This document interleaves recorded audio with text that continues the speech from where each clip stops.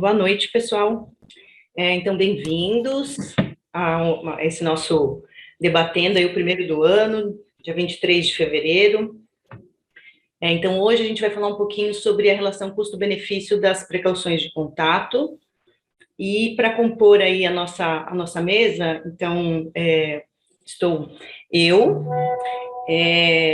a enfermeira Juliana Siebra, que é especialista em controle de infecção pela Unifesp e atualmente é enfermeira do controle de infecção da Rede DOR e da Maternidade São Luís.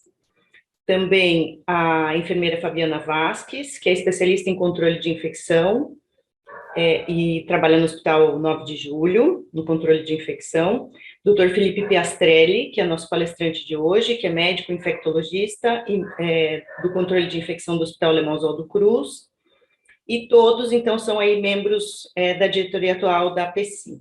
Antes da gente começar, eu gostaria de agradecer o apoio do nosso patrocinador, a CNPH, e aí falar um pouquinho de como vai funcionar. Então, o Felipe vai fazer uma breve apresentação, e depois se vocês quiserem ir mandando as perguntas aqui pelo chat, por favor, usem o chat, que fica mais fácil para a gente encontrar. Tem uma outra forma de mandar questões, mas é preferível que a gente coloque tudo no chat, que fica mais fácil da gente selecionar e fazendo as respostas. Então, Felipe, fica à vontade, está com você. Oi, boa noite, pessoal. Eu acabei de colocar no link, colocar um link no chat, vou colocar aqui também na parte de perguntas e respostas. Para perguntas e respostas eu não consigo, mas no chat está aí o link, todo mundo deve ter visto. Não, agora que eu vou mandar para todo mundo. Pronto, mandei. É um formulário de 2 perguntas que depois vai ajudar na discussão, e aí se todo mundo puder responder já agora no início, 2 perguntas bem curtinhas sobre a percepção em relação às precauções de contato. Eu vou compartilhar a minha apresentação, só um segundo. Ok. Bom, então, como a Cris destacou, né, acho que, de modo geral, os debatendos com a PSI, o debate é sempre o foco mesmo da discussão, mas hoje, em especial, a gente montou de uma maneira que o foco não é a aula, não é a apresentação inicial. Eu vou passar aqui por alguns dos principais pontos, mais para dar uma abertura para a gente discutir depois, na sequência, que acho que é o ponto alto dessa reunião. Vamos lá. Então, reforçando para quem entrou depois, tem um link que está no chat, se puderem responder. São 2 perguntinhas bem rápidas, que depois a gente vai voltar nelas no início do debate. Nenhum conflito de interesse com esse assunto. Então, para contextualizar, as bactérias resistentes, elas representam aí uma importante causa de morbidade e mortalidade nos hospitais, que tem impacto em segurança, em desfecho, em custo, e por isso é sempre um ponto de atenção para toda a comunidade do hospital, acho que especialmente para nós controladores de infecção. As medidas para controle das bactérias resistentes, elas, na maioria das vezes, elas passam por pacotes de medidas, né? Então, bundles que são implementados em conjunto, o que, como todo bundle, sempre dificulta a avaliação do desempenho de estratégias específicas, né? O quanto que cada uma daquelas medidas está contribuindo em maior ou menor grau para o meu resultado. Nesses pacotes de medidas para controle da multiresistência, as precauções de contato se mantêm como uma das mais debatidas. Primeiro porque ainda falta um suporte de evidência robusto, né? Se a literatura fosse clara, esse não era um motivo para a gente estar aqui no debatendo com a PSI. Existe um impacto em custo importante com isolamento por bloqueio de leito, por uso de materiais, tempo de permanência, etc. Um potencial impacto na experiência do paciente e também em eventos adversos. Bom, e dado esse contexto, então, o que a gente tem de recomendação em relação à utilização de precaução de contato?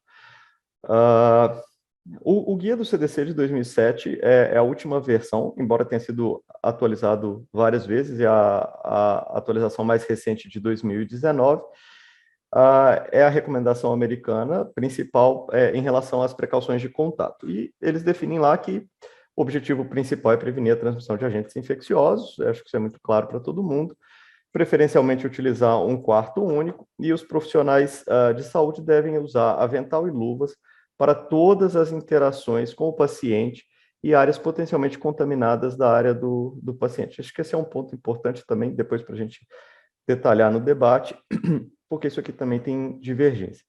E ele traz que a precaução de contato ela sempre tem que ser adotada para aquele organismo com resistência a múltiplas drogas e usa a definição do documento do próprio CDC de 2006. Esse documento, ele traz que existe uma ampla evidência epidemiológica que sugere que os organismos multiresistentes são carregados, transferidos de pessoa a pessoa através das mãos dos profissionais de saúde, e que sem aderência às recomendações publicadas para higiene de mãos e uso de luvas, os profissionais de saúde podem provavelmente transmitir os micro-organismos entre os pacientes. Então, seria a lógica aí do isolamento dos pacientes colonizados, infectados por multiresistentes. E aí, em relação às medidas de precaução de infecção, que foram publicadas pela primeira vez pelo CDC em 96, ele recomenda que, além da precaução padrão, a precaução de contato tem que ser adicionada para os micro-organismos multiresistentes, definidos pelo Programa de Controle de Infecção, diante de um significado clínico e epidemiológico, mas ele não define o que é esse significado clínico e epidemiológico, quais são as características. Acho que cada um vai ter na cabeça mais ou menos o que é isso, mas como a gente fala de um protocolo que aqui é americano, mas que no fim das contas acaba sendo referência para o mundo inteiro, ter mais clareza nessa definição seria importante. E ele destaca que essa recomendação foi baseada, lembrando que essa é uma recomendação de 2006, foi baseada em um consenso e não necessariamente baseada em evidência. Então, acho que esse é um ponto importante, mas é o que tem. Esse é o protocolo americano que baseia as recomendações de uso de precaução de contato para bactérias multiresistentes. Ele também não traz exatamente aqui nesse protocolo a lista do quais seriam esses multiresistentes, porque ele considera que isso é um julgamento uma definição do Programa de Controle de Infecção local, conforme o significado epidemiológico para aquela realidade. E aí, ainda pelo CDC, ele traz as definições de como aplicar essas precauções de contato nos diferentes cenários de assistência à saúde. Então, o primeiro ali no cuidado hospitalar, no cenário americano, no Acute Care Hospitals, que a gente não tem bem uma definição para isso em português, então eu considerei aqui como o cuidado hospitalar geral, em que ele diz para aplicar para todos os pacientes infectados com bactérias-alvo multiresistentes que foram previamente identificados, com nível de evidência 1B, que é aquele nível que tem ali algum grau, algum estudo, em geral, um estudo que não é clínico randomizado, não é um ensaio clínico randomizado, mas que tem ali algum nível de evidência. Então, ok, ele está falando aqui para o cuidado hospitalar. Para as instituições de longa permanência, ele traz diferentes recomendações com o nível de evidência 2, então com estudos já de pior qualidade ou menor tamanho, ou ainda baseando em racional teórico, e ele considera que múltiplas situações em que pode aplicar a depender do contexto epidemiológico da clínica, a depender do contexto do paciente, maior ou menor grau de dependência, etc. Para os serviços ambulatoriais e home care, então aquele paciente que ainda vai depender de algum grau de cuidado depois que ele saiu do hospital, a conclusão é que não existem não existem elementos aí suficientes e eles não definem uma recomendação para isso, então, sobre o uso de luvas aventais para prevenir transmissão de bactéria multiresistente no cenário ambulatorial e de cuidado de home care.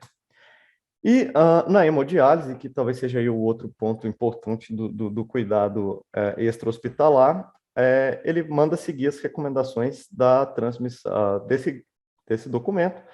Ele coloca um link, mas o link, no próprio na indicação aqui, ele já diz que não é um link ativo mais. Aí, depois de muita busca, eu consegui achar esse documento com uma certa dificuldade, um documento antigo, de 2001, 2002, se não me engano, e o documento diz para não recomenda a utilização de precauções de contato no cenário da hemodiálise, considerando que não necessariamente aquele cenário reproduz o cenário hospitalar, o cuidado é diferente, mas ele não traz, nesse documento, quais foram as referências que foram utilizadas, e aqui um nível de evidência 1C.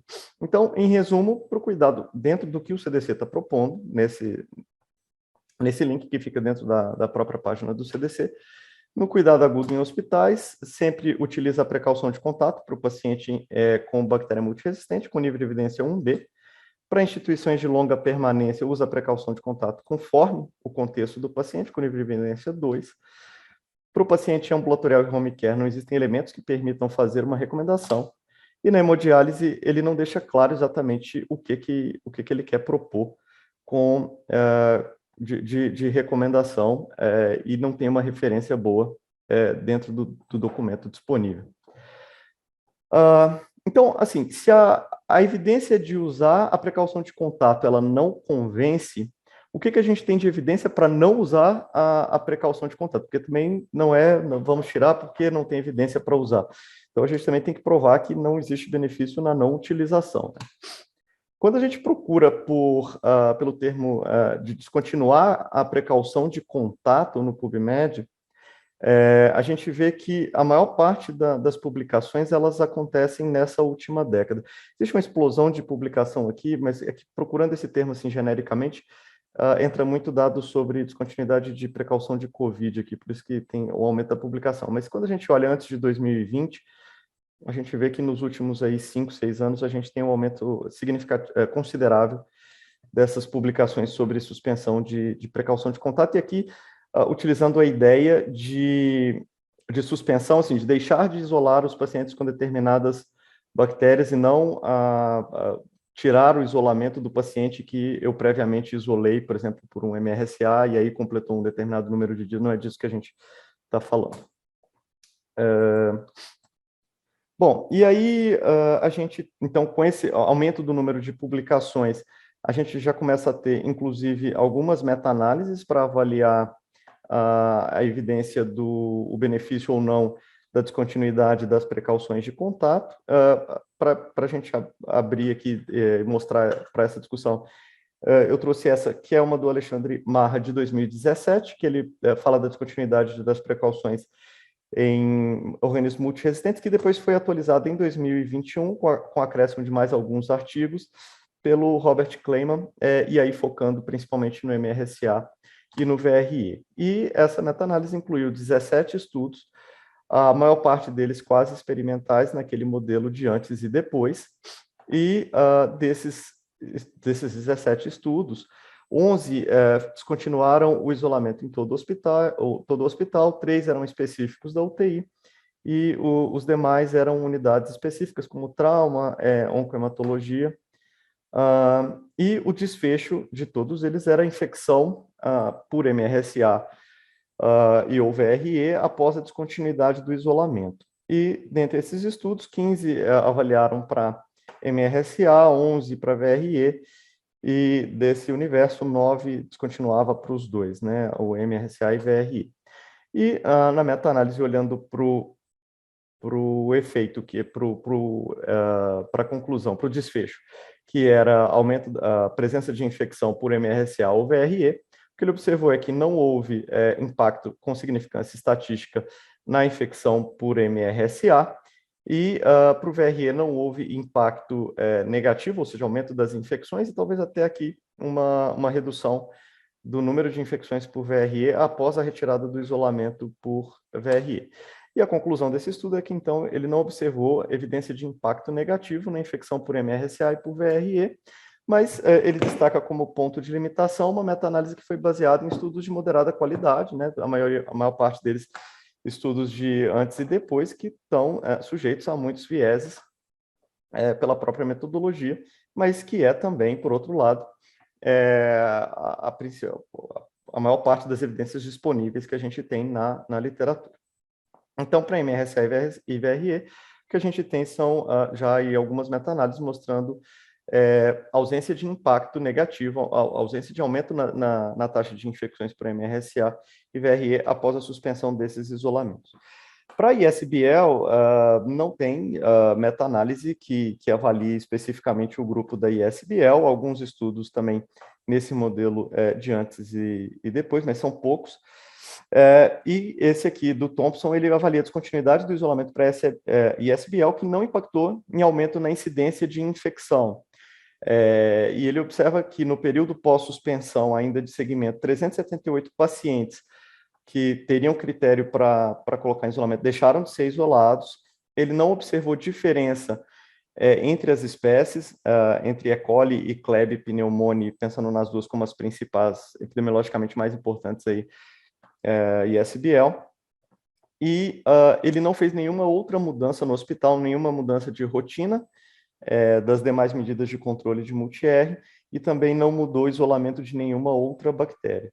Tem a limitação de ser um único centro, mas que traz aí um apontamento de que talvez também para o ISBL possa ter algum benefício, mas assim, um dado limitado, pequeno ainda, para a gente ter qualquer conclusão maior em relação a isso. E ele mostra um dado importante, que é não haver diferença entre Kleb e E. coli, porque existe aí um maior potencial da Kleb para colonizar o ambiente, que poderia impactar no maior risco de transmissão cruzada, mas que não e que aí talvez tivesse impactos diferentes em termos de infecção pós-suspensão, diferente entre E. coli e Kleb, mas que ele não observou. Para gram-negativo resistente a carbapenêmico, aí é um deserto de informações, né? A limitação de dados na literatura é muito grande. E o que a gente tem é essa publicação da OMS de 2017 para controle de Enterobactéria cineto e Pseudomonas resistentes a carbapenêmico, e que, na verdade, não é uma recomendação de retirada, e sim de implementação, né, de medidas de controle, e que traz lá na recomendação 1 uma abordagem multimodal, que inclui a precaução de contato, e a recomendação 4 dela, um reforço do uso da precaução de contato como um padrão no cuidado de pacientes colonizados ou infectados por um destes micro-organismos, né? Então, ele recomenda aí isolamento de contato e preferencialmente em quarto individual para paciente colonizado infectado por enterobactéria, cineto e pseudomonas resistentes a carbapenêmico, sendo uma recomendação forte, mas com um nível de evidência muito baixo ou baixo, e quase sempre construído em estudos de situação de controle de surto, né? Não tantos estudos num cenário endêmico. E aí a gente até entende ainda a construção dessa evidência, né? A gente está falando de micro-organismos em que as opções terapêuticas disponíveis são bem menores, a mortalidade é muito elevada. Então, poucos estudos aí, poucos centros ainda caminhando para tentar retirar isolamento desse grupo, sendo que ainda não existe uma opinião sólida sobre a retirada nos outros grupos em que já tem um corpo mais bem estruturado de evidência. Bom, então a gente tem esse cenário de uma limitação de evidência para um lado e para o outro, né? Tanto do benefício da colocação do isolamento quanto da retirada. E aí, o que a gente tem do impacto negativo das precauções de contato, né? Porque também não vale a regra de se não faz bem, mal também não faz. Acho que a gente precisa avaliar se tem algo de impacto negativo nesse sentido. E aí tem essa revisão sistemática publicada em 2020, que avalia a experiência do paciente colocado em precaução de contato, em isolamento de contato. E a literatura, em vários artigos também, que avaliam qualitativamente a impressão do paciente em relação à sua situação quando colocado em isolamento de contato, já apontava ali para algum impacto negativo. E, além disso, a divergência na literatura sobre a real efetividade do isolamento de contato como medida de prevenção então motiva ainda mais essa busca por o quanto isso pode ser negativo para o paciente.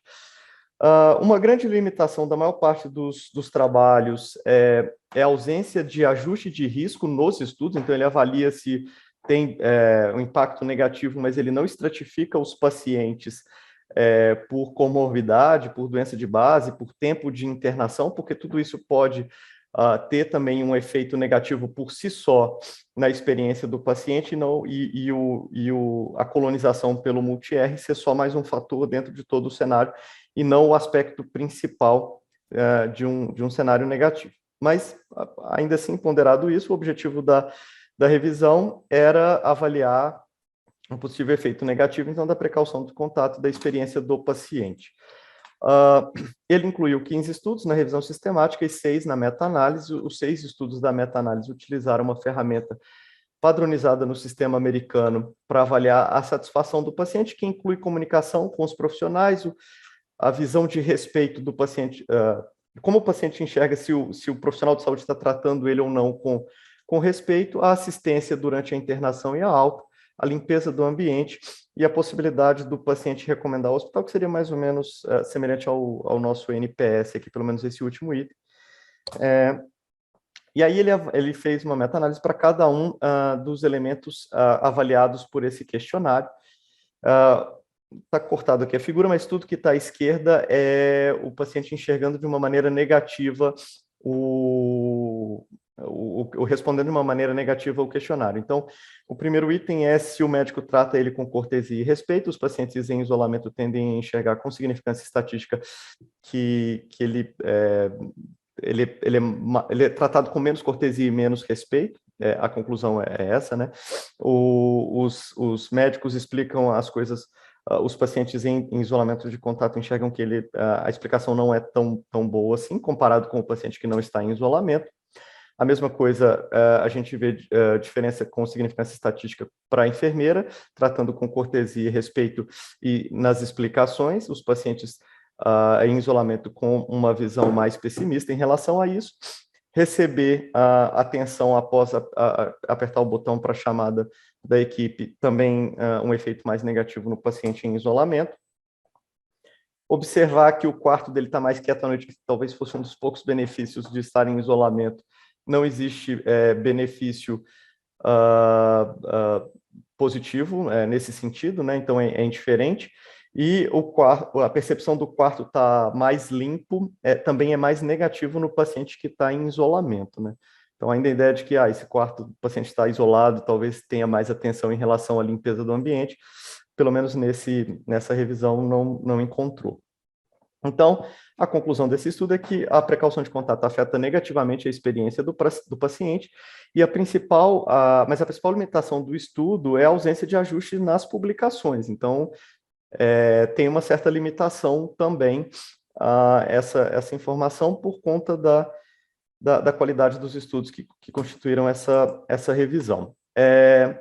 O impacto em eventos adversos, o isolamento, a gente sabe que o isolamento de contato ele pode impactar em eventos clínicos como queda, tromboembolismo e úlcera, em sintomas psicológicos como ansiedade, depressão, então tem vários pequenos estudos que mostram isso, e o impacto negativo em outros critérios, como o tempo para o paciente ser admitido, entre o paciente chegar no pronto-socorro e ser admitido no quarto, né, pela questão de ter um quarto para isolamento, tempo para alta hospitalar, alguns pequenos trabalhos mostrando também que esse paciente leva mais tempo para alta, número de avaliações clínicas, tempo que o profissional de saúde permanece com o paciente. Bom, e aí, assim, com esses dados difusos na literatura, também esse grupo aqui publicou uma meta-análise agora em 2022, com o objetivo de avaliar de 2009 para cá os impactos e eventos adversos do isolamento de contato na vida do paciente durante a internação. Ele incluiu 19 estudos na revisão sistemática, 7 na meta-análise, e como existe muita divergência do que é o evento adverso, né, não existe uma clareza, uma definição única para isso na literatura, ele classifica como em eventos adversos em cuidados clínicos e eventos adversos na experiência do paciente. E na meta-análise dos dois casos, ele não encontra nenhuma nenhum efeito significativo de maior evento adverso no paciente em isolamento. E aí, mas assim, o que ele destaca, né, não tem diferença no impacto de eventos adversos no paciente que esteve em isolamento comparado ao que não estava em isolamento, mas existe uma importante heterogeneidade nos critérios de eventos adversos, existe muita variação no momento avaliado em relação ao início do tempo de isolamento e ausência de ajustes de risco, então mais ou menos aquilo que o primeiro trabalho tinha concluído, e ainda trabalhando com um pequeno número de estudos, se a gente pensar por racional teórico, dentro de tudo que a gente também vê no nosso dia a dia, a gente imagina que é possível que tenha mais eventos adversos, mas pelo menos esse estudo, com muitas limitações, não demonstrou isso.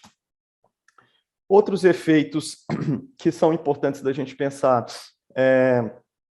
esse aqui é uma carta ao editor, mas que traz alguns pontos importantes para reflexão, e numa pesquisa qualitativa dentro do hospital dele, ele destaca que os pacientes que estavam em isolamento, que foram entrevistados, disseram que eles recebiam pouca ou nenhuma orientação sobre o isolamento de contato, né? Eu acho que se a gente refletir aí sobre cada um na realidade do seu hospital, o quanto qual é a qualidade da educação que o paciente tem recebido, a orientação que ele tem recebido sobre o isolamento de contato, acho que talvez seja um ponto de trabalho importante. E o impacto financeiro direto e indireto que chega a grandes cifras aí com o isolamento de contato. Bom, e o que o controlador de infecção pensa, né? Eu tenho certeza que da porta da CCH para fora, todo mundo vai dizer até a morte que precisa isolar o paciente, que isso vai funcionar e que tem que aderir bem às medidas. Mas será que é isso mesmo? Esse aqui é um estudo publicado pelo SHEI, que eles avaliaram entre os membros, como é que eles avaliavam, como é que eles acreditavam qual eram as crenças em relação à precaução de contato. Então, a primeira delas aqui, que foi a pergunta que a gente colocou lá naquele questionário no início, é justamente isso. Você acredita que a precaução de contato, ela previne, ela tem um impacto aí na prevenção? Ele perguntou especificamente no MRSA e no VRE, e 36% aqui dos controladores de infecção disseram que tinham um grande impacto. A maior parte diz que ou tem um impacto pequeno ou ele não tem impacto. Então, a gente vê que mesmo entre controladores de infecção, isso não é tão consenso assim.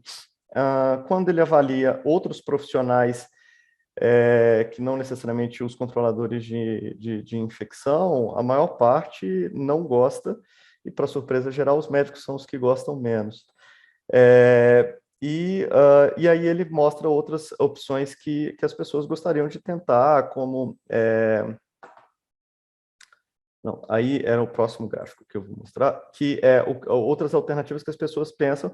Então, entre os respondedores desse questionário, até quase 60% dos controladores de infecção tinham interesse em pensar em alternativas à precaução de contato, mais ou menos o mesmo percentual usar precaução de contato por fatores de risco, por sintomas e não especificamente pelo status de MDR.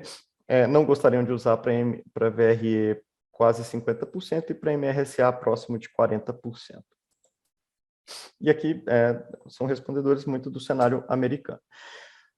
Esse outro é um estudo europeu que avaliou no ECMID como é que os controladores de infecção, os infectologistas, viam as recomendações e como é que eles faziam as recomendações do uso de precaução de contato, e aí o que eles observaram foi uma grande diversidade no padrão de recomendações, como o momento de colocação e retirada do EPI, como é que era a recomendação dentro de cada hospital, a indicação do isolamento, se era para todos os casos, se era só para quem era colonizado, só para quem era infectado, se fazia coorte ou quartos individuais, e as diferenças nas recomendações também considerável lá entre os micro-organismos.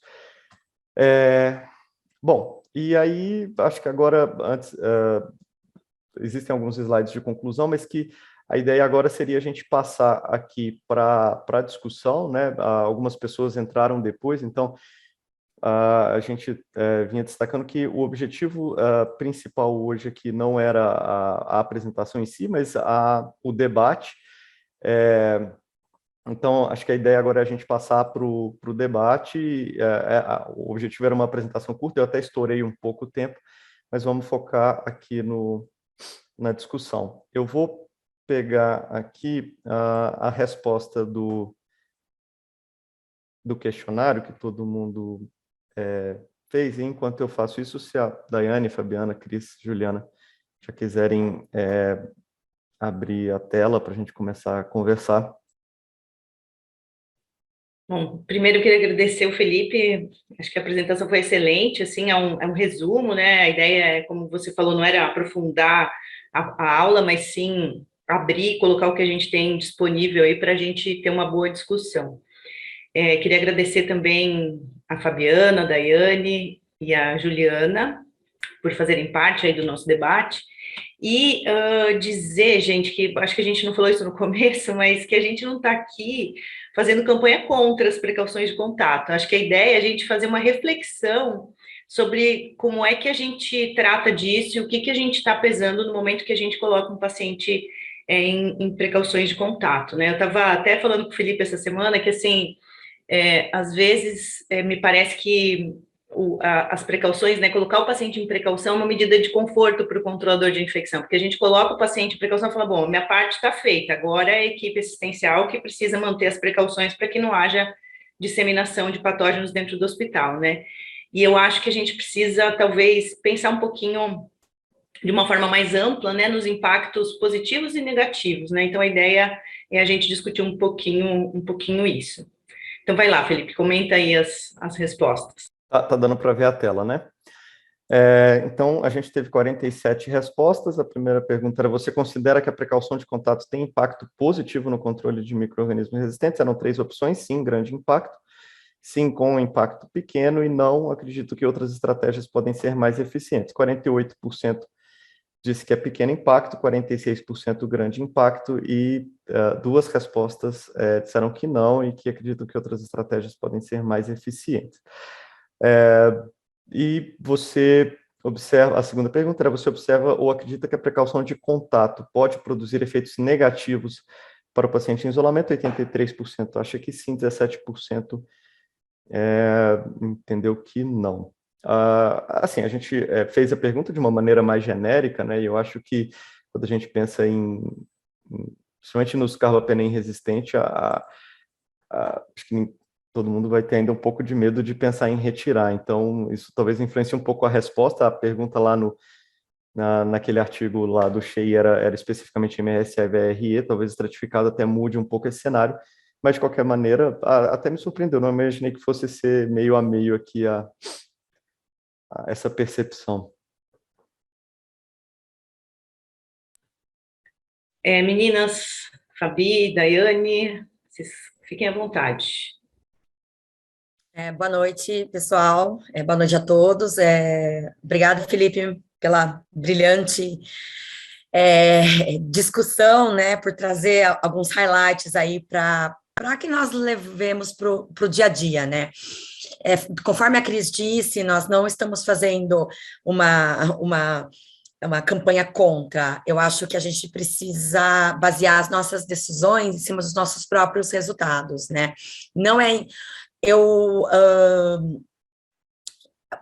incomum a gente observar em alguns serviços de saúde a questão do isolamento em massa, né? Então, você entra dentro de uma UTI, está todo mundo isolado, ora porque a lista dos micro-organismos microbiologicamente importantes, ela precisa ser revista, você precisa rever a sua microbiota, o que é endêmico para você, o que não é, para você realmente focar naqueles micro-organismos que são de grande importância para você e não banalizar a precaução de contato, né? A partir do momento que você entra numa unidade que está todo mundo em isolamento, a chance de você quebrar barreiras é muito grande, né? Então, assim, em um plantão de 6 horas, tem um trabalho suíço que mostra que o profissional fica 31 minutos se paramentando e desparamentando para entrar nos leitos em isolamento. Eu acho que uma outra questão também é que alguns trabalhos, como o Felipe colocou, mostram a questão de alguns efeitos negativos, né? O paciente ele é visto menos, a gente pensa 2 vezes antes de entrar no quarto, ele cai mais, ele tem maior incidência de lesão, e eu fico me imaginando, eu tentei pesquisar, até para trazer para a discussão, mas eu não sei se eu pesquisei errado, ou se vocês souberem de algum artigo que comente isso, mas será que a precaução de contato ela pode aumentar o risco de infecção para o paciente? Por que eu pergunto isso? Porque recentemente a gente fez algumas auditorias, né, no grupo que eu trabalho, na época da Covid, no auge da Covid, que a gente tinha precaução de contato também. E isso não é só na Covid, a gente vê nas auditorias que a gente faz ao longo do nosso dia a dia também. A partir do momento que a pessoa se paramenta, ela entra no quarto e aquela luva, ela faz tudo.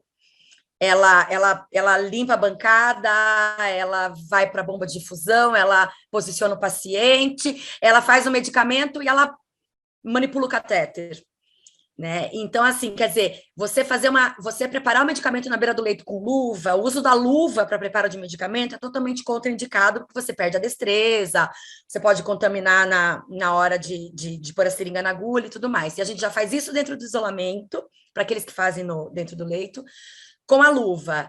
E a mesma luva que a gente fez absolutamente tudo é a que vai manipular o catéter, né? Então, fica aquela dica, eu não achei nenhum trabalho que mostre aumento de infecção nesses pacientes, mas na minha vivência, eu tenho esta impressão, nunca transformei em números, a gente não pode trabalhar com impressão, mas isso eu acho que é importante de a gente pensar. E nas auditorias também, quando a gente olha da Covid, né? Quando a gente separou em 2 momentos, o momento de proteção do profissional e o momento de proteção do paciente. Então, na proteção do profissional, a gente avaliou a indicação da paramentação, que na época era a Covid, a gente era impermeável, o avental não era impermeável, a máscara era N95, não era. Acho que esse não é a questão do isolamento de contato, mas a colocação adequada e a retirada adequada. A nossa foi um N bastante grande, que foi conduzir 16 hospitais, mas a nossa conformidade com a colocação e com a retirada, ela foi por volta de 60%. As pessoas erram muito em deixar a luva por último, né? Porque essa é a orientação. A luva tem que ser a última coisa que a gente coloca e a primeira coisa que sai, né? Então, assim, o pecado, na verdade, a gente colocar a luva sem higienizar as mãos, abrir a porta do quarto, quer dizer, eu já deveria ter deixado essa porta aberta, eu tenho que colocar a luva, depois higienizar as mãos, já ali na cabeceira da pista, na beira do quarto. Quando a gente separou essa auditoria do isolamento para a segurança do paciente, que a gente observou se o profissional, ele higienizava as mãos antes, dentro do isolamento, se ele tirava a luva, higienizava as mãos e colocava a luva de volta para fazer o medicamento, para fazer o preparo do catéter, o scrub the hub e tudo mais, e se as luvas eram colocadas dentro do quarto após a higiene das mãos. Gente, adesão na higiene das mãos antes de manipular o catéter foi de 36%. Né? Então, assim, e não é incomum, você faz treinamento, então, assim, fica aquela dúvida, será que aumenta o risco de infecção, de corrente sanguínea, por exemplo, para esse paciente? Eu gostaria de ter achado um artigo, mas eu não achei, tá? Então, são coisas para a gente pensar. Uma outra questão também, só para trazer aqui para a tona, se depois vocês quiserem dividir, a questão de culturas de vigilância, né? Então, quer dizer, indicação de cultura de vigilância, ela tem que ser muito bem indicada, né? Culturas de vigilância, toda segunda-feira eu faço SOB de todo mundo para indicar o isolamento. É custo efetiva? Eu vi vários trabalhos que falam que não. Você faz as culturas de vigilância em populações específicas e em momentos específicos de surto, né? Então, eu acho que a gente... E até assim, se eu faço, qual é a minha taxa de positividade? Vale a pena continuar fazendo? Então, são coisas para a gente pensar, tá? Desculpa, falei demais, gente. Trouxe aí para a discussão. Boa noite. Bom, foram colocações muito importantes, Daiane. Felipe, obrigada aí pela apresentação. Acho que você colocou num eixo muito interessante o que tem de indicação, né, e literatura, a questão a visão aí do paciente e nós, controladores. Acho que que me marca, assim, são 2 pontos que eu acho que é a linha do raciocínio que a gente deveria ter para até otimizar essa questão de recursos da precaução, que é o que você colocou, da interação com o paciente, né, que é a indicação. Então, o que seria essa interação com o paciente? Realmente eu manipular o paciente, seria, porque às vezes a gente só vai entrar no quarto para passar uma informação, então o que seria essa interação? Eu estou interagindo, também é uma interação com esse paciente, não é? Não deixa de ser. E a questão que você coloca das áreas potencialmente contaminadas próximo ao paciente, que áreas seriam essas? E aí eu faço muito um link com a questão do 5º momento da higiene de mãos, né, que também define áreas próximas ao paciente. E aí, o que seriam essas áreas próximas ao paciente, né? Então, e a gente tem estruturas diferentes, a gente tem instituições que são quarto, tem instituições que são box, então, como a gente trabalharia isso? E eu acho que são esses 2 pontos que são muito importantes para a gente pensar numa precaução de contato efetiva e que trouxesse essa questão em relação aos recursos, o custo, que a gente conseguisse otimizar. E trazer, junto com isso, essa questão do cuidado do ambiente, né? Que aí onde a gente fala dessas áreas próximas ao paciente. Se a gente fala que higienizar as mãos, pós-contato com áreas próximas, eu realmente estou evitando a transmissão, uma higiene do ambiente adequada nessas áreas próximas, será que também não ajudaria a gente a otimizar recursos na precaução de contato, né? Então, como eu posso, às vezes, economizar num lado, mas eu preciso ganhar força no outro, ter investimento, né, para esse outro momento. Então, eu acho que são pontos bem interessantes para a gente ouvir aí as pessoas também para discutirmos. Eu acho que um dos pontos importantes dessa sua fala, Fabiana, é que, veja, se tudo isso é dúvida para a gente, que todos os dias discute isso, imagina para quem está lá na ponta, o Diano ter que ficar se paramentando a cada vez que vai avaliar o paciente e não tem clareza disso, e às vezes pode ter divergência entre diferentes serviços, onde esse profissional trabalha, porque na maioria das vezes as pessoas trabalham em mais de um hospital, e aí isso até gera uma redução da credibilidade dele em relação a essa medida. E no fim das contas, ainda é a pessoa que, no fim das contas, vai educar o paciente e o familiar, o visitante, que talvez não seja a medida, não seja o ponto principal ali da transmissão cruzada num cenário em que a gente tem muita quebra pelos próprios profissionais, mas, por exemplo, em hospitais de quarto compartilhado, isso acaba sendo um ponto importante ali, o respeito entre cada uma das áreas, né? Sobre essa questão, então, assim, obviamente, acho que a gente aqui é uma reflexão sobre tudo isso, né? A gente não tem respostas concretas das coisas, mas sobre essa questão do ambiente, a gente até mais cedo conversava sobre isso, né? Teve um artigo que estava citado numa carta ao editor, que eu não consegui pegar o artigo original, mas eles fizeram algo interessante, que foi criar um espaço que eles chamaram de red box, que era uma marcação no chão de 1 metro por 1 metro, em que o profissional da saúde ele poderia entrar ali sem se paramentar. Então, assim, era uma área em que ele não teria contato direto com nenhuma superfície e que ele estava distante ainda também da cama do paciente, porque era um momento que às vezes ele eventualmente só ia dar alguma informação.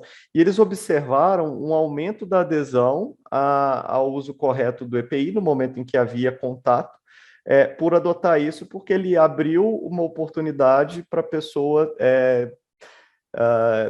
não usar o avental quando ele não ia ter um contato direto, porque essa também, no dia a dia, é uma das grandes desavenças, né? A gente chega lá e fala com a pessoa que acabou de entrar, mas você está aqui sem paramentação, mas eu só vim avisar o paciente tal coisa, eu só vim deixar alguma coisa, então, de repente, simplificando o processo é uma oportunidade para a pessoa aderir no momento em que ela tem mais chance e, ao mesmo tempo, também otimizar recurso, né? Evitar o uso de um material no momento em que, eventualmente, talvez aquilo não fizesse diferença. Eu acho que tem, ainda assim, pensando nisso, em otimização de recurso e tudo mais, acho que a Cris podia comentar da experiência, ela que, na época que ainda estava aqui na CCH, do Oswaldo, no início, implantou o nosso protocolo de precaução e isolamento, que é um pouco mais liberal, assim, né? Então, ele não é baseado só no micro-organismo, mas baseado no risco. Alguns hospitais adotam esse modelo, e que nunca observou um impacto negativo, mas acho que é melhor a Cris falar disso. Então, na verdade, eu acho que a gente pensa nisso, né? Eu acho que as respostas que vieram aí do inquérito que você fez, né, Felipe, acho que traz que, assim, ninguém tem isolamento como sendo, assim, uma coisa, primeiro, inócua, né, para o paciente e para a equipe, e acho que a segunda coisa é isso que foi muito bem colocado, da questão da banalização, né? Então, você tem muito isolamento, as pessoas não dão conta, né? A gente trabalha com recursos limitados quando a gente pensa em recurso humano, principalmente olhando para hospitais públicos, né? E aí, transpondo isso para o Oswaldo Cruz, o que a gente pensou foi qual a relevância, né, da gente ter um paciente, sei lá, um paciente com Staphylococcus fora da UTI, ele, sei lá, tem uma hemocultura positiva e ele não tem traqueostomia, não tem diarreia, não tem uma ferida aberta, não tem nenhuma porta de saída para esse micro-organismo. Então, o que a gente pensou foi, bom, vamos flexibilizar um pouco isso e a gente tira esses pacientes do isolamento. Então, o que a gente coloca em precaução são pacientes que têm, por exemplo, sei lá, o paciente tem uma pseudomonas multi-R secreção traqueal, tem uma traqueostomia, esse paciente mesmo na unidade de internação, ele fica em precaução de contato.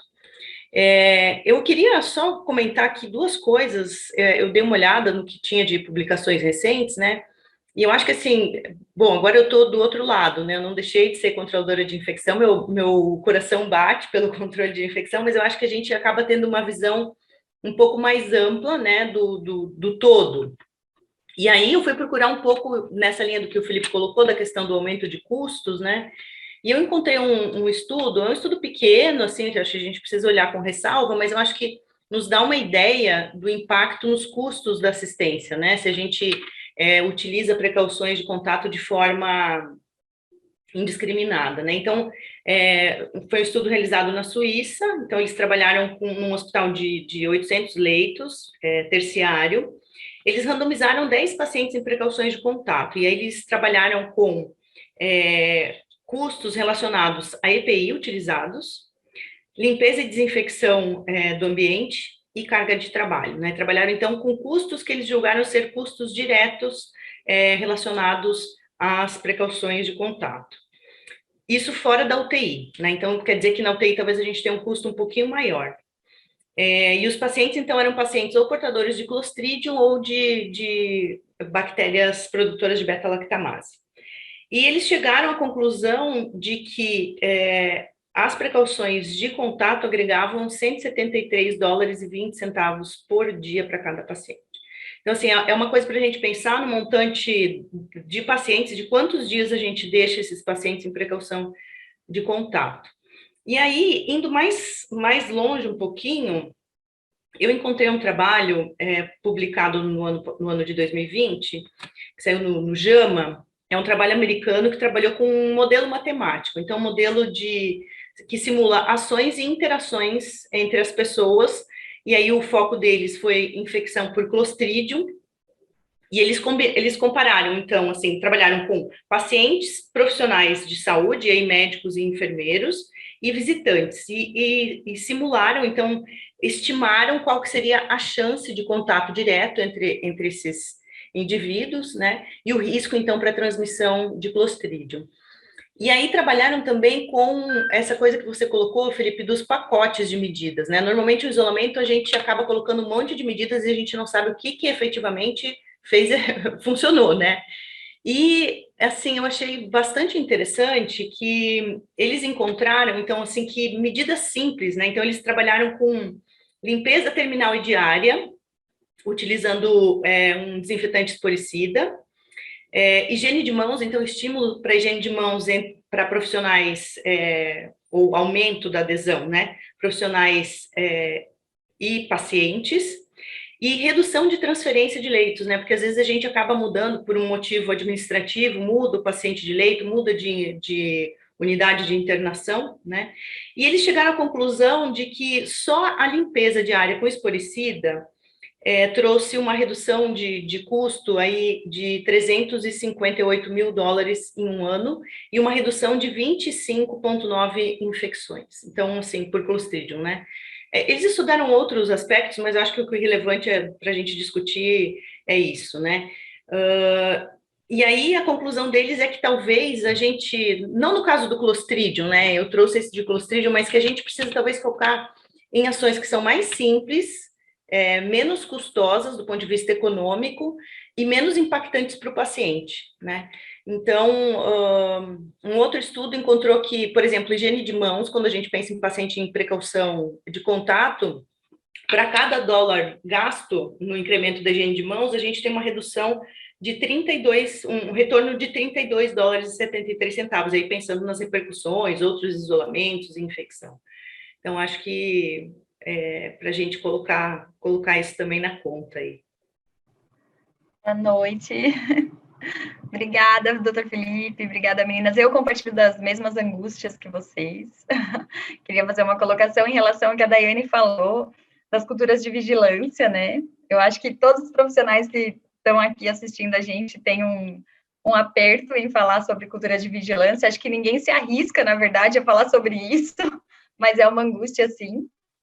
E sobre o que o doutor Felipe falou, eu queria falar um pouquinho da experiência do paciente, né? Então, eu tenho um público de maternidade, de UTI neonatal, e que gera, assim, um transtorno e uma certa decepção quando um dos dois está em isolamento.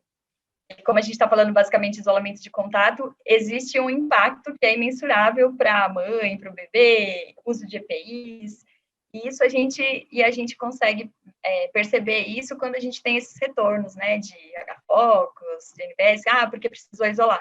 E isso esteve muito em evidência agora para a gente com a época do Covid, né, que aumentou demais, e a gente, assim, no começo foram algumas restrições bem rigorosas, né, e isso foi deixando de acontecer, mas eu compartilho das mesmas angústias que vocês, eu acho que a gente tem bastante pergunta, assim, já tem algumas pessoas comentando aí no chat, né, acho que a Fabi vai falar das perguntas, já estou aqui para ajudá-los aí nessa discussão, tá?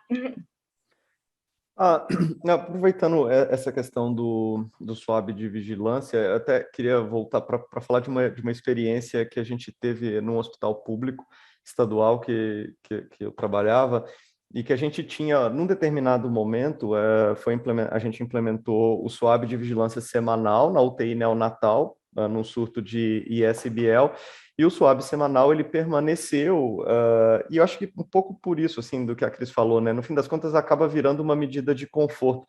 A gente faz o uso racional de antibiótico, a gente critica tanto o médico prescritor de que o antibiótico é a medida de conforto, prescreveu e pronto, isso...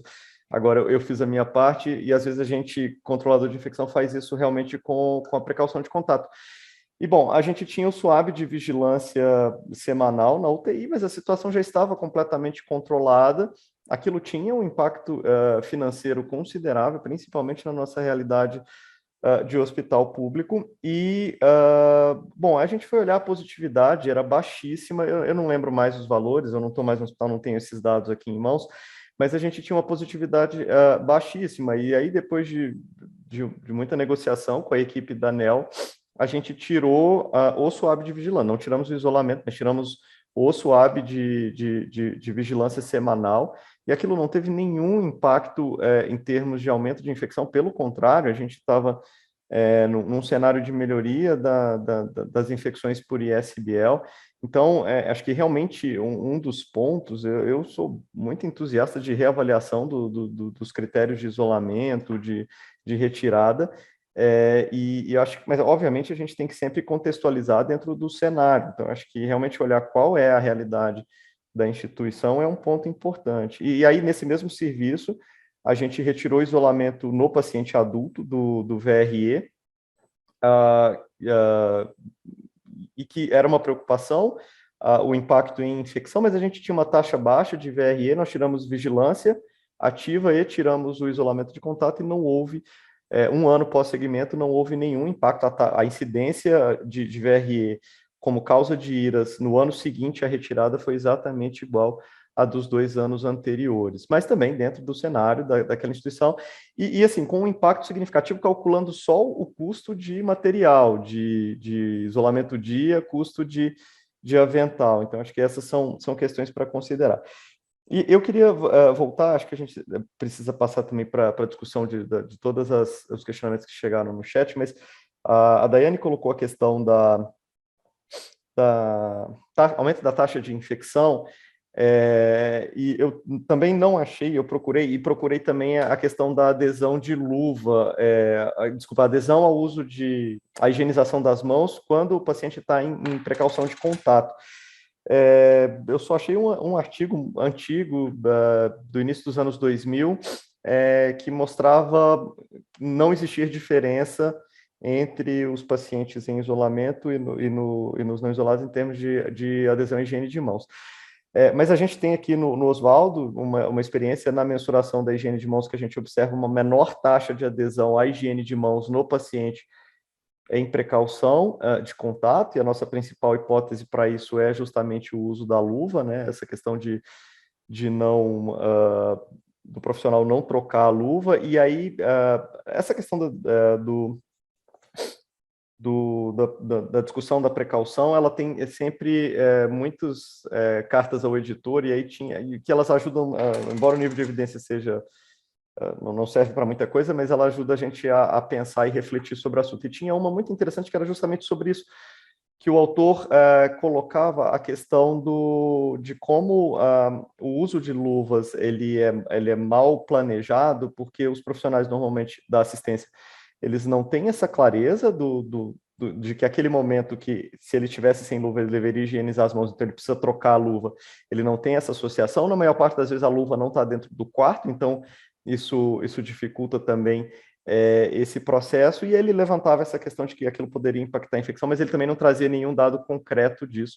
Acho que fica só no racional, mas a gente tem a nossa experiência aqui institucional disso, de menor adesão, mas eu também não achei nenhum artigo disso.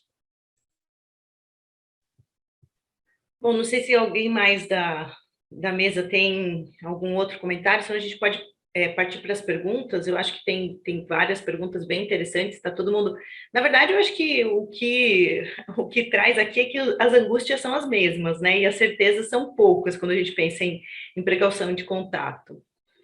Eu queria aproveitar para responder, depois eu posso até mandar, não sei se vocês viram, eu mandei algumas das referências que eu citei aqui, mandei aí no chat, mas se vocês encontrarem dificuldade, podem mandar um e-mail para a PC, a gente manda os artigos.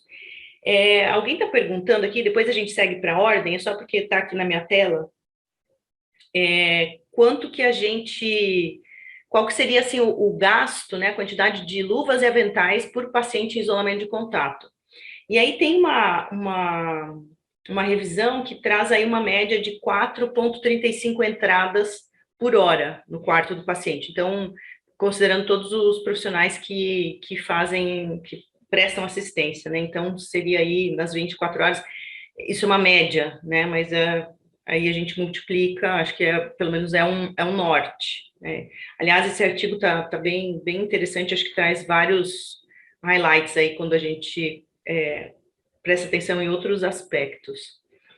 Meninas, vocês têm algum outro comentário? Posso seguir para as questões? Ok. Bom, tem algumas aqui que eu pensei, gente, essas questões são perguntas de $1 milhão, tá? Então, assim, então tem uma pergunta, desculpem, gente, eu não estou colocando os nomes porque fica um pouco difícil de gerenciar aqui, tá? Mas então, alguém está perguntando aqui, sobre instituições onde o VRE não é um grande causador de infecção, se a gente deve manter o isolamento ou não. Aí não sei quem gostaria de responder.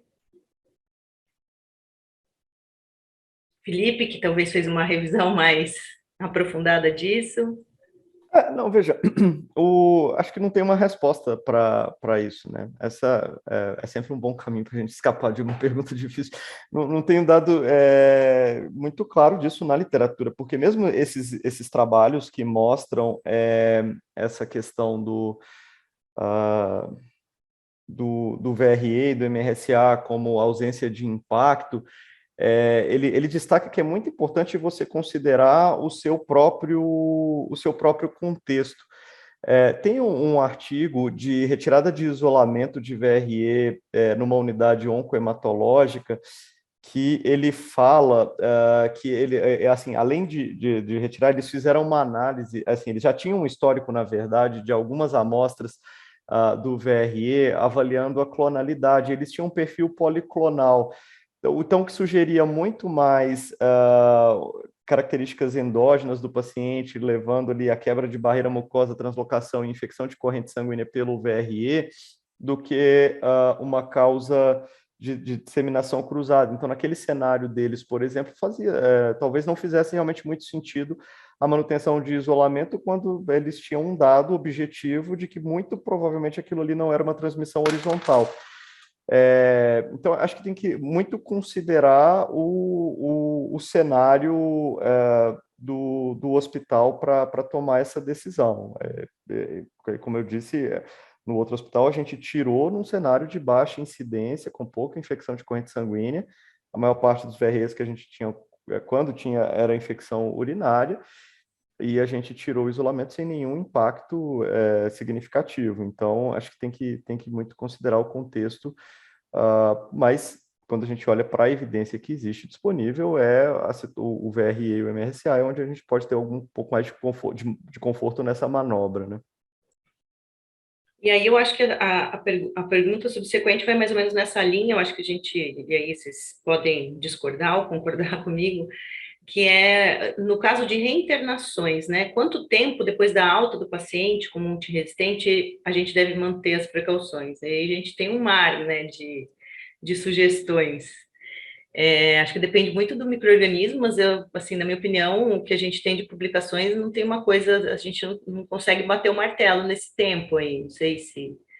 Não tem nada padrão pré-definido, né?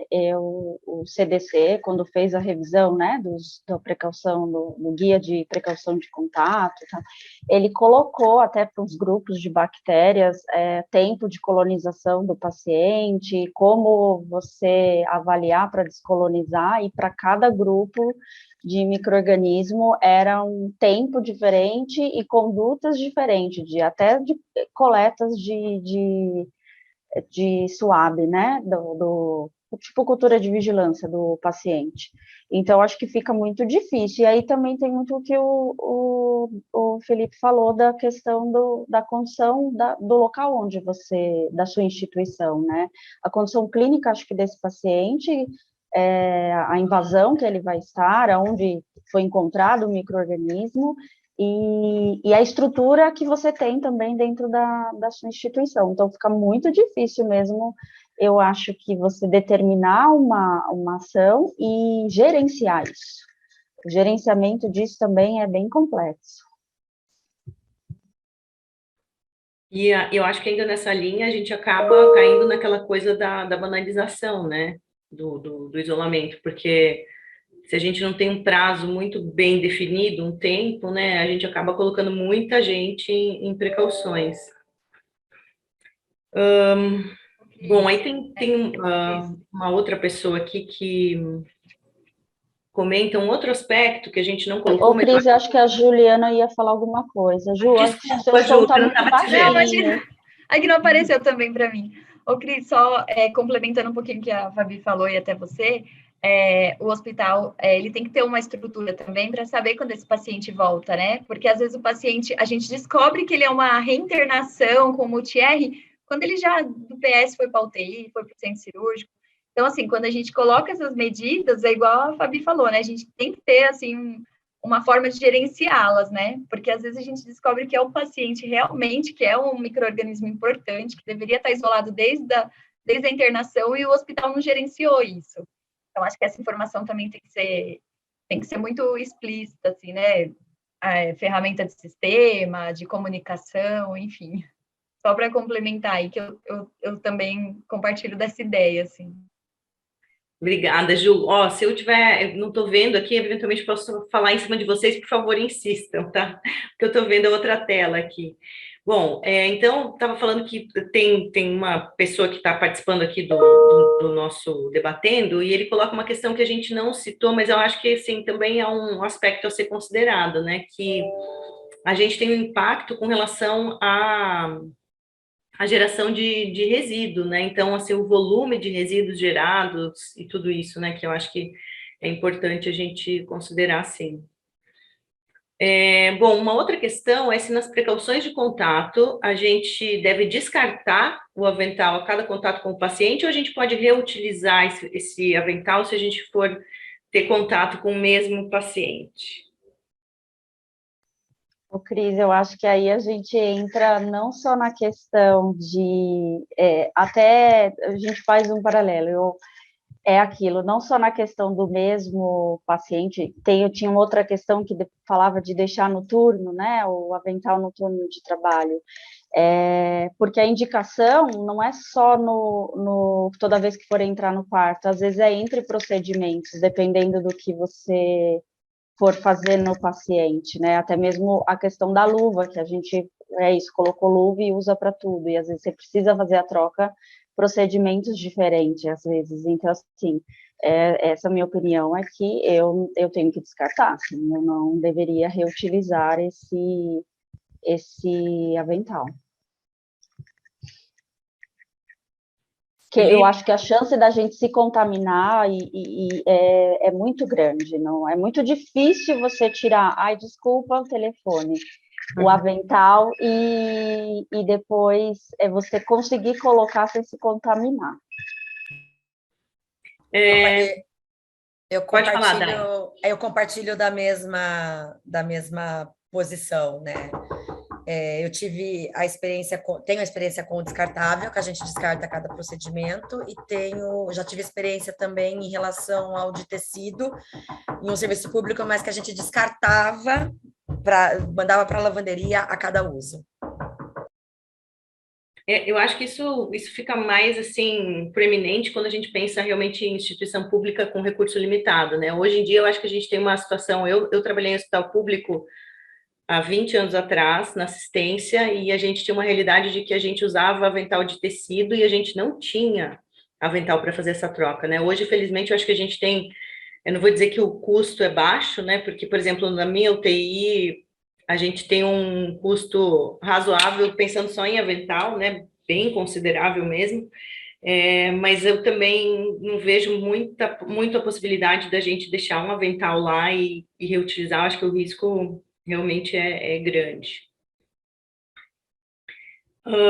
Bom, em relação às precauções de contato, então tem uma outra questão que é quais estratégias que foram utilizadas, e aí eu acho que a gente pode, sei lá, todo mundo aí da mesa pode citar se tem alguma coisa para compartilhar, e que tiveram sucesso para tratar da banalização das precauções com relação à equipe multi, né, quando o micro-organismo não é endêmico.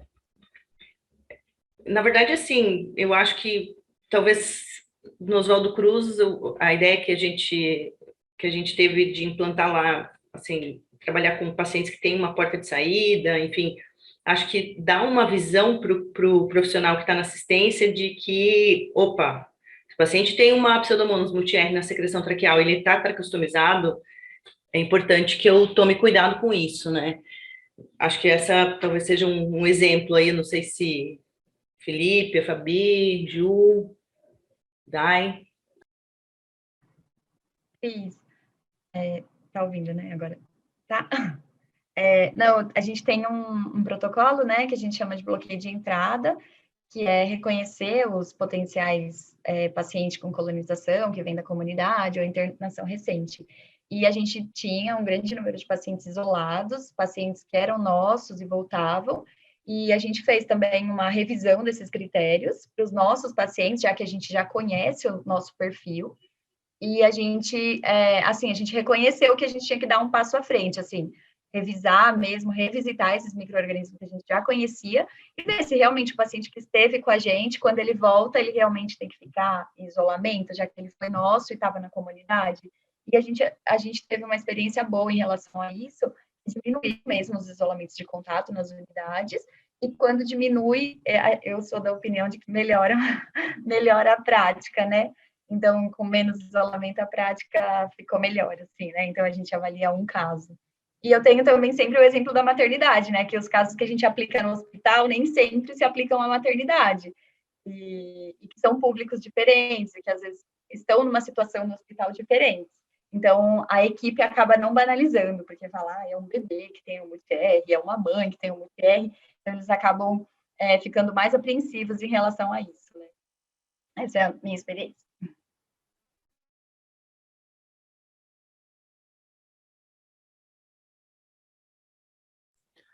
Eu acho que é interessante que, de qualquer maneira, esses dois exemplos, aquele outro que eu falei do artigo, eles passam por simplificação, né? Quanto menos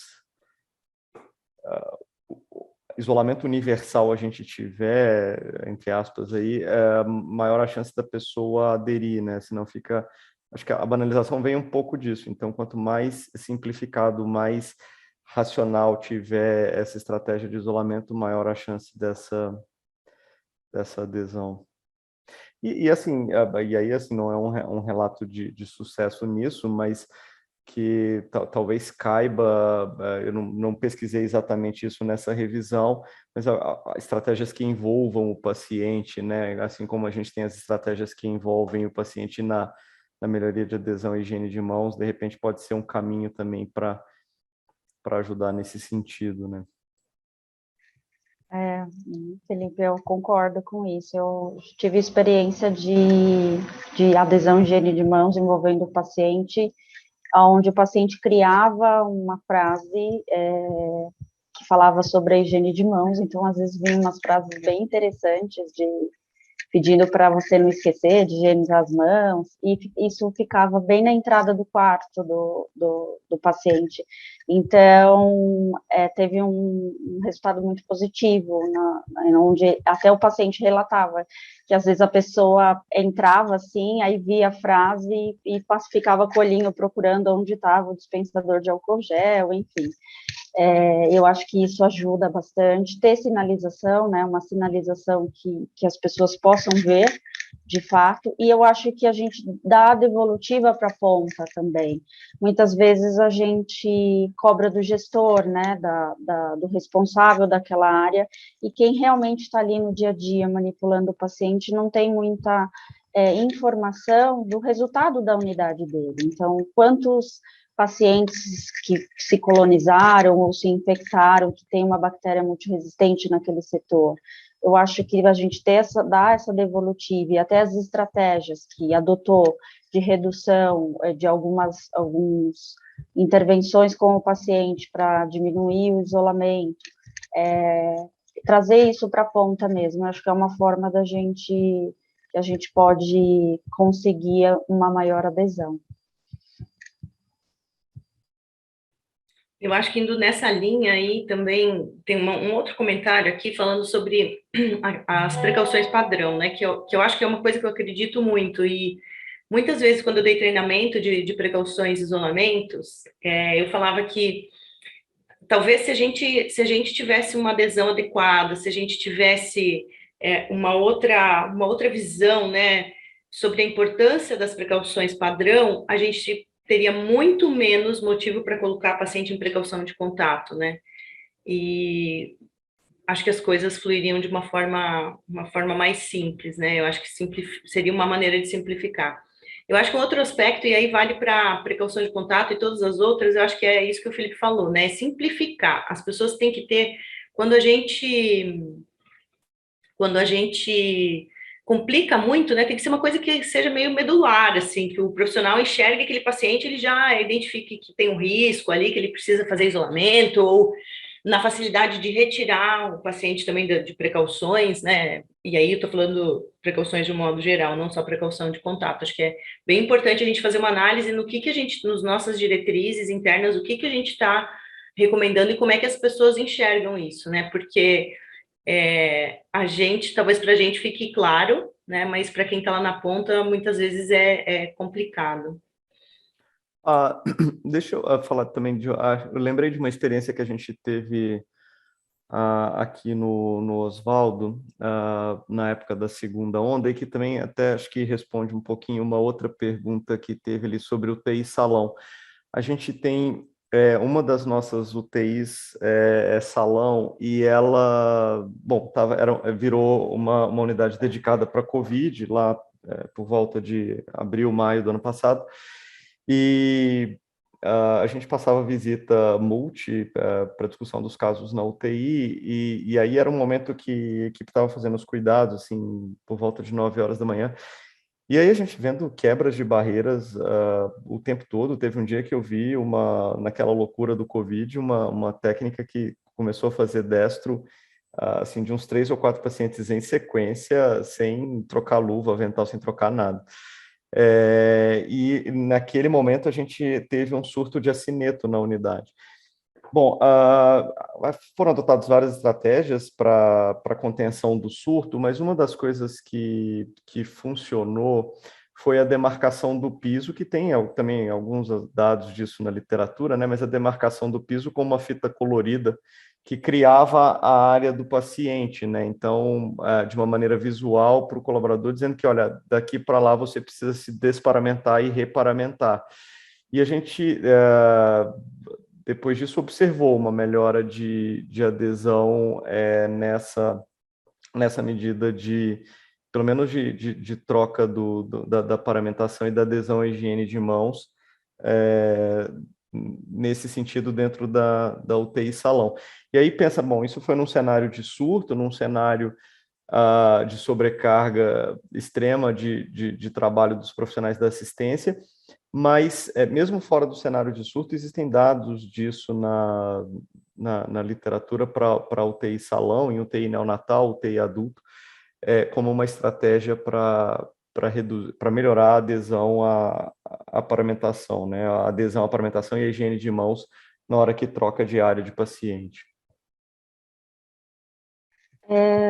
Só complementando isso, me veio aqui agora, essa questão de demarcar mesmo num espaço que é salão, eu acho que é importante.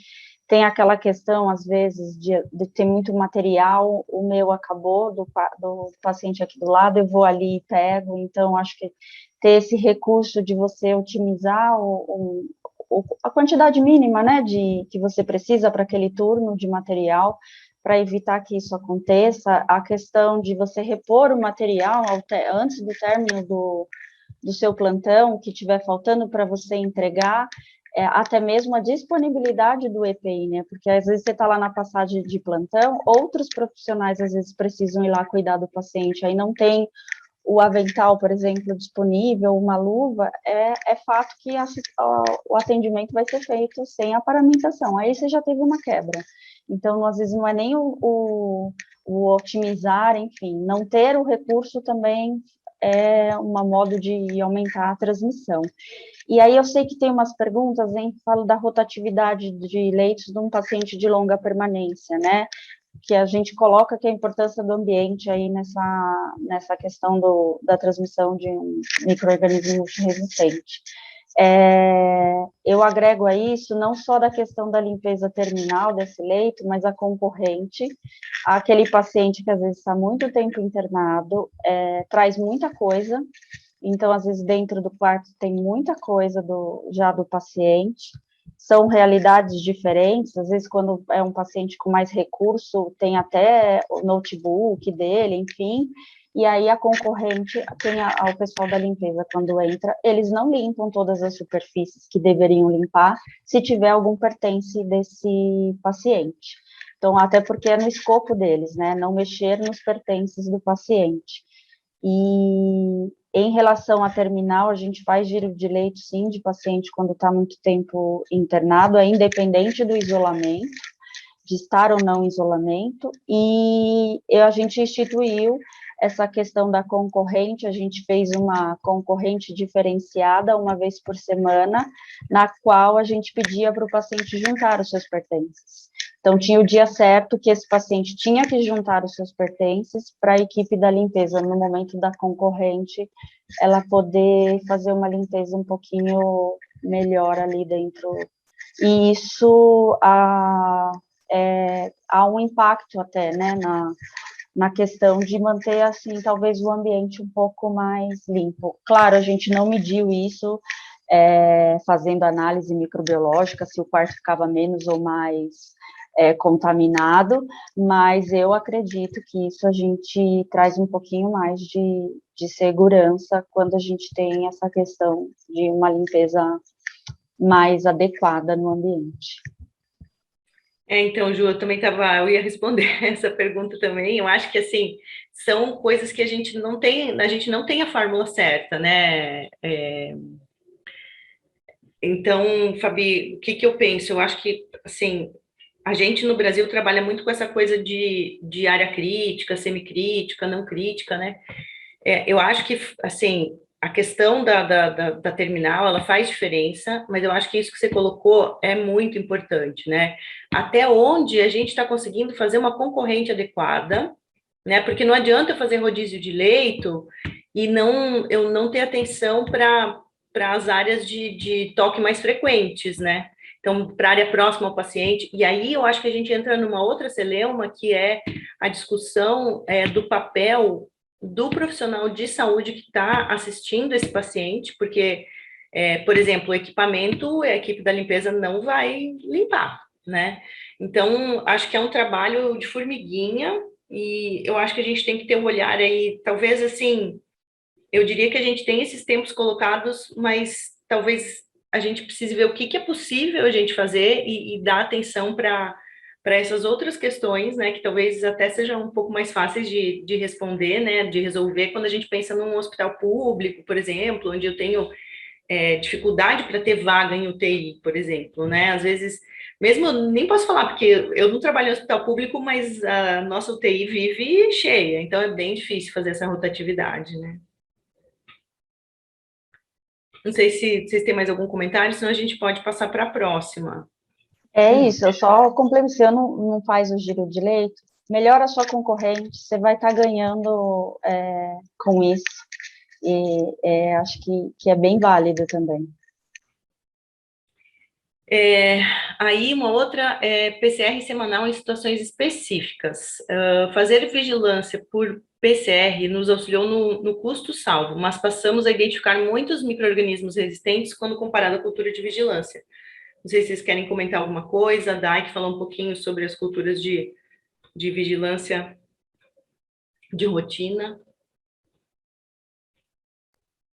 Eu não sei se eu entendi ao certo essa pergunta, porque é a questão de fazer vigilância por PCR semanal, é isso? Isso. Na verdade, eu sou da opinião que a gente não deve fazer vigilância de multi-R rotineira, por tudo que a gente já discutiu, né? Então, independente se é cultura de vigilância ou não, é aquilo que o Dr. Felipe falou. É importante você, independente se vai ser o PCR que é mais sensível ou o SWAB, é importante você saber se isso está vindo positivo ou não, a sua positividade e o impacto disso na sua incidência de infecção, porque quando você faz o PCR, você está olhando mais aquilo que você não olhava antes, mas isso tem impacto na sua taxa de infecção? Justifica você, porque acaba sendo o enfermeiro do controle de infecção que tem que ver todos esses resultados todas as semanas. Você tira o enfermeiro de dentro da unidade, que o enfermeiro de CCH tem que estar na unidade e não no computador, né? E, quer dizer, você tira o enfermeiro de atividades educativas, de educação na beira do leito, de vigilância de processo, não só de resultado, para ficar validando quem vai coletar, quem não vai, quem vai ficar em isolamento, quem não vai atrás do computador, né? Então, eu, Daiane, sou uma pessoa que eu não acho a cultura de vigilância, seja por PCR, seja por cultura, custo efetiva. Tá? Por tudo, eu tenho uma experiência muito parecida com a do Dr. Felipe, de tirar a cultura de vigilância, porque a positividade era muito baixa, não justificava o trabalho, e tem impacto zero na repercussão clínica do paciente. Obrigada, Dai. Bom, aí aqui eu acho que vai um pouco ao encontro do que o Felipe colocou, né, sobre, a pessoa está colocando aqui, na precaução de contato, quando o contato é somente das mãos, por exemplo, apertar o botão de uma bomba de infusão, eu penso que o uso de capote e luva é desnecessário.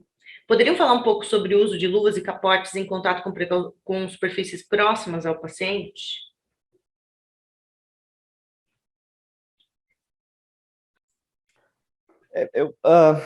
Assim, eu não achei nenhum estudo que avaliasse especificamente, que destrinchasse a situação do isolamento em subgrupos, né? O momento de contato com o paciente, o momento do contato com a superfície. Acho que sim, existe a questão do racional teórico, né? Que é também o que valida a existência do isolamento. Em princípio, até há um certo racional de que se a pessoa realmente, de fato, só mexeu na bomba, ela higienizou as mãos, aquilo poderia, uma higienização das mãos adequada poderia ser suficiente. Mas entre o racional teórico e o mundo real, existe uma separação muito grande, que, na verdade, também o que gera a dúvida do porquê que a precaução de contato não funciona, né? Porque o racional teórico dela é perfeito, agora a adesão no dia a dia é muito baixa. Existe uma série de quebras que a gente já comentou aqui que dificultam esse processo. Então, é difícil controlar a situação de que o enfermeiro, que é em geral quem vai mexer ali na bomba ou fazer alguma orientação mais rápida, vai entrar lá para fazer só isso, mas quem garante que ele só vai fazer isso no fim das contas, né? E aí eu acho que esse é um ponto, e ao mesmo tempo, com toda essa dificuldade que a gente tem de criar uma adesão e tal, é difícil saber como comunicar isso de uma maneira que ele fosse...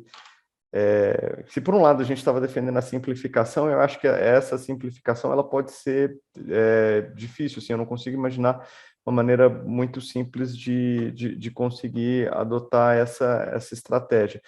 Então, eu acho que, ok, em princípio até tem um racional para isso, mas eu acho que transformar isso numa medida efetiva é algo um pouco mais complexo.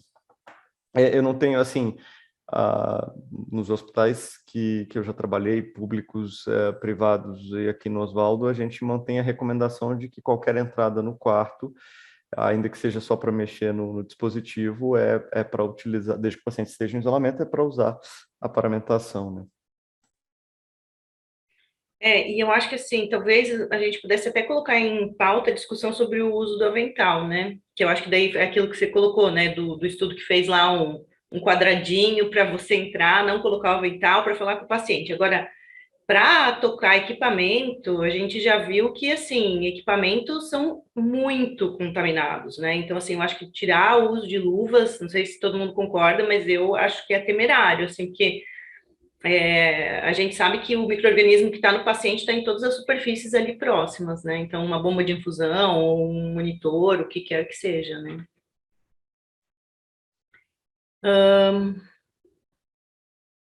Aqui, eu acho que o Felipe já colocou, a pessoa está falando sobre precaução de contato na redução e transmissão cruzada em UTI em formato de salão, né? Acho que a gente já falou disso. Da limpeza terminal também, com 15 dias.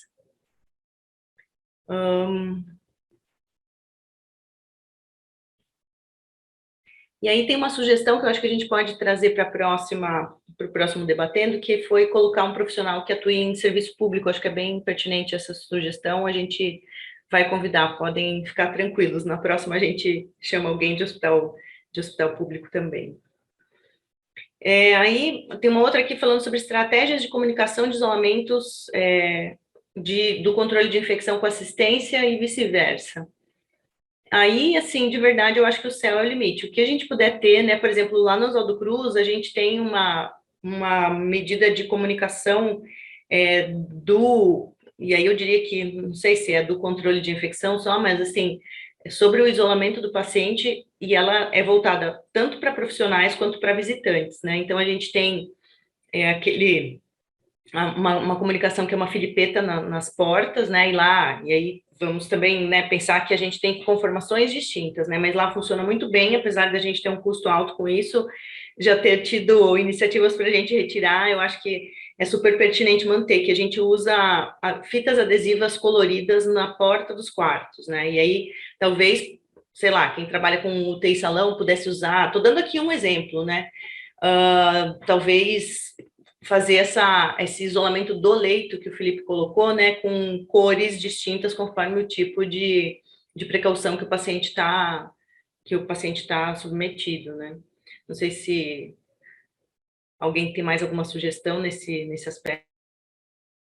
Eu acho que a fita adesiva, ela é interessante. Pensando num paciente de UTI, salão, às vezes a gente não tem aonde colocar uma sinalização, né? Tem tanta coisa ali em volta do paciente que você não consegue mais visualizar uma plaquinha que vai ficar perdida ali no meio de um monte de informação. O recurso, talvez, de usar a fita seja mais visual. A única questão é o resíduo de cola, né? Que aí a equipe de limpeza depois quer matar a gente que está mandando colar fita adesiva. É uma coisa bem complicada isso, sinalizar esse paciente. E aí eu não sei se é só a questão da sinalização para a equipe assistencial em relação informando que aquele paciente está em isolamento, ou se é de dar devolutivas também sobre a questão de isolamentos, quantidade, enfim, micro-organismos daquela unidade. Eu não sei se seria... porque eu fui para o outro lado, pensando nessa pergunta também, de como envolvê-los, né, dar devolutiva sobre as questões de isolamento da unidade, quanto que teve, quantos, se for por quais os micro-organismos, aí eu não sei se isso, talvez painéis, né, de divulgação para pôr dentro no setor e divulgar isso para a equipe. O perfil de bactérias multiresistentes, dos isolamentos, ali, quem eram esses pacientes isolados aí na parte microbiológica, né?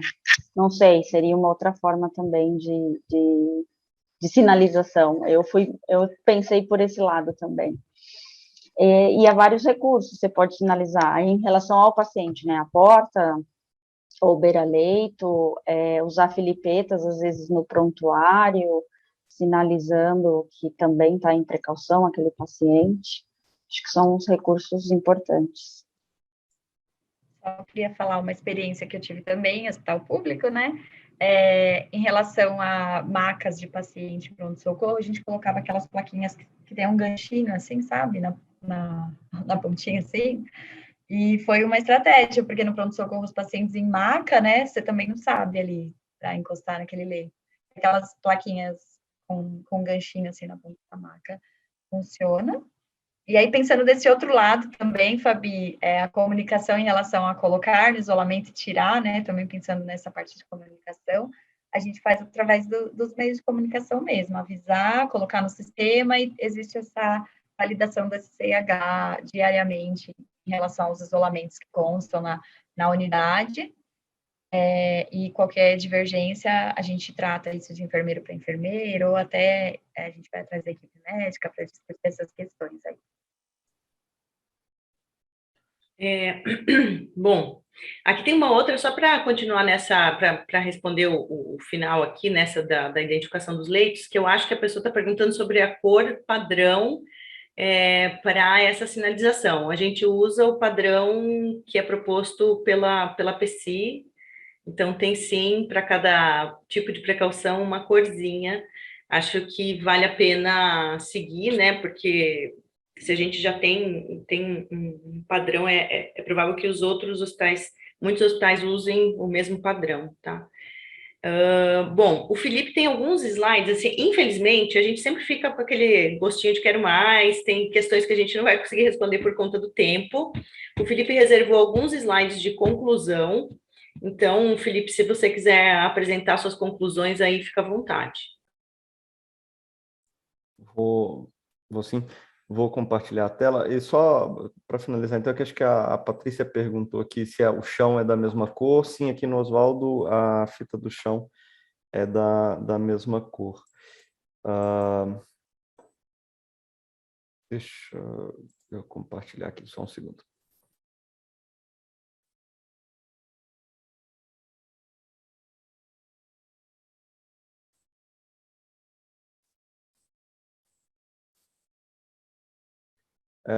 Está na tela em modo apresentação?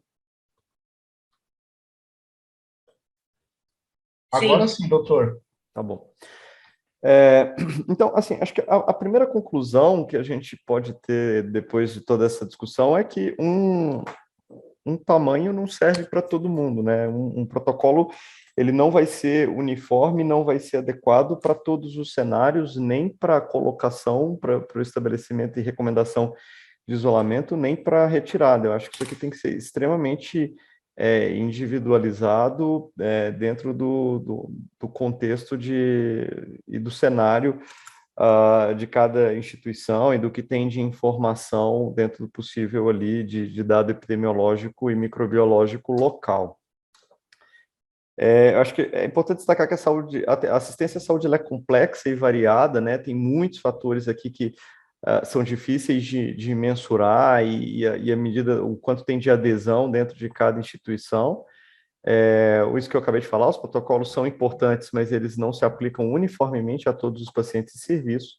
E a qualidade da evidência ela é limitada para demonstrar benefício de uso e de suspensão das precauções de contato.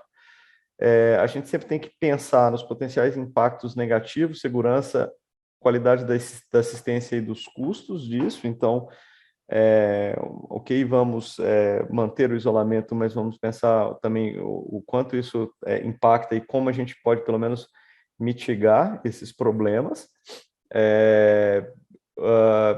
A gente tem muitas das recomendações baseadas em um racional teórico, mas a gente tem muito provavelmente uma forte dissociação entre o racional teórico e a efetividade, e isso leva, então, um espaço para revisão de práticas, eventualmente suspensão de isolamentos, mas que tem que ser feito com cautela e essa individualização, né, o cenário de cada um, e reforçar aí agradecer e reforçar aqui o Congresso Brasileiro de Infecção Hospitalar, que a APCI está organizando esse ano em São Paulo.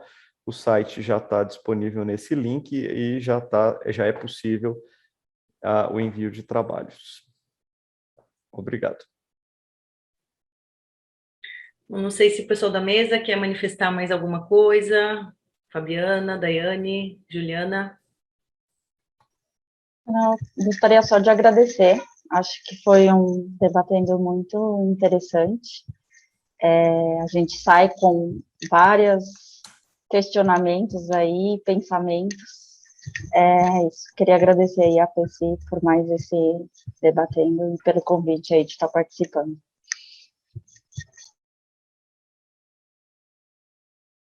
Bom, pessoal, eu também gostaria de agradecer a presença de todos aqui, reforçar o convite do Felipe, né? Então, postem lá, coloquem seus trabalhos. Eu acho que a gente está trabalhando no programa e a gente procura envolver profissionais de controle de infecção proeminentes no Brasil como um todo, tanto da academia quanto da prática, né? Acho que é importante trazer gente que está na linha de frente. E aí, na última reunião que a gente teve, eu brinquei que se eu não fosse participar do congresso, se eu não estivesse na organização, com certeza eu ia querer participar. Então, gente, olha, muito obrigada pela participação de todos. Acho que, como a Fabi falou, acho que foi super importante as discussões, acho que serve para a gente entender que está todo mundo no mesmo barco e a gente tem muitas incertezas, né? Poucas certezas do que realmente funciona e de como é que isso impacta o paciente. Então, boa noite, gente. Obrigada a todos aí, Felipe, Daiane, Juliana, a Fabiana, e também ao Randolfo, que é o nosso mestre aí da comunicação. Boa noite, pessoal. Boa noite, pessoal. Tchau, boa noite, Boa noite. obrigada. Boa noite, gente.